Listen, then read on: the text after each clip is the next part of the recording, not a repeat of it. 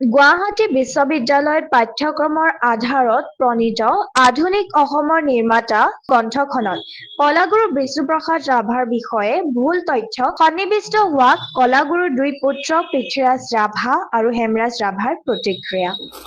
যোৱাকালি বাতৰি কাকতত পঢ়াৰ আগতে মই মুখত ঘুনুকঘানাকৈ শুনিছিলোঁ। আজি বাতৰি কাকত শুদ্ধ হলো যে হয়, কথাটো সঁচা। কি কথা? যে বিদ্যালয়ৰ কোনোবা এটা শ্ৰেণীৰ পাঠ্যক্ৰমত বিষ্ণুপ্ৰসাদ ৰাভাৰ এটা লেখা প্ৰকাশ পাইছে আৰু সেইটোৱে ল'ৰা ছোৱালীক পঢ়াব। কোনে পঢ়াব? শিক্ষকসকলে পঢ়াব।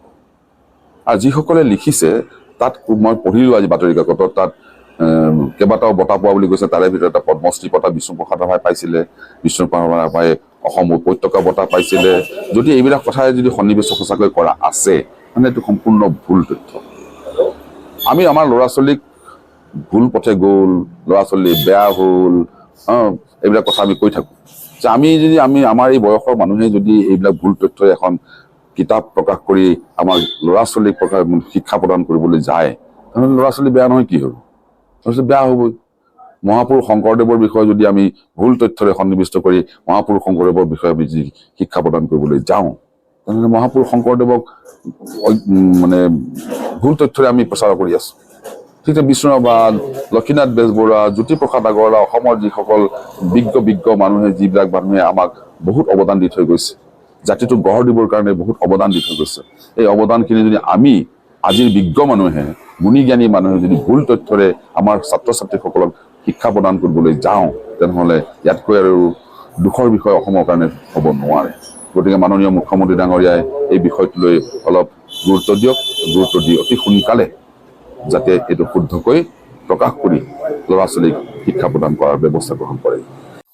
না, এইটো মই হঠাৎ পালোঁ। এজন ছাত্ৰ বুলি কৈছে তেওঁ, কাৰণ তেওঁৰ মই একচুৱেল পৰিচয়টো মই পোৱা নাই। ছাত্ৰ বুলি কৈছে আৰু তেওঁ পঢ়িছে বুলি কৈছে। পঢ়াত আৰু বিষ্ণুপ্ৰসাদ জীৱনী বা ভূপেন হাজৰিকাৰ জীৱনী, জ্যোতিপ্ৰসাদ বা শংকৰদেৱ, তেওঁলোকৰ জীৱনী আজিকালি সকলোৱে পঢ়িছে। গতিকে যিটো জীৱনীত পঢ়ি পেলাই নাপায়, নতুন এটা কিবা পায়, সেই বিষয়ে তেওঁলোকে উৎকণ্ঠিত হৈ পেলাই মানুহক প্ৰশ্ন কৰা। তেওঁলোকে যেতিয়া বিষ্ণুপ্ৰসাদৰ ক্ষেত্ৰত এই তথ্যটো পালে, বা গতিকে বিষ্ণুপ্ৰসাদ পৰিয়ালৰ আমি জীয়াই আছো যিহেতু, তেওঁলোকে প্ৰত্যক্ষভাৱে মোৰ লগত যোগাযোগ কৰিলে।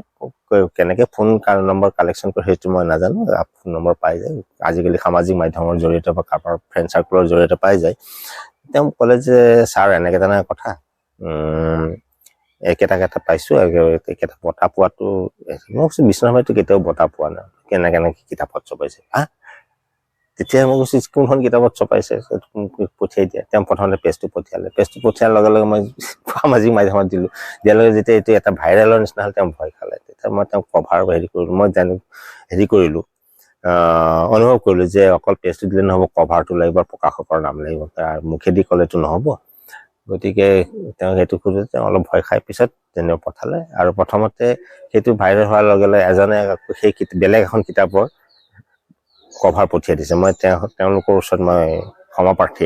বেটুপাত হৈছিলে, তেওঁৰ ওচৰত মই ক্ষমাপ্ৰাৰ্থী।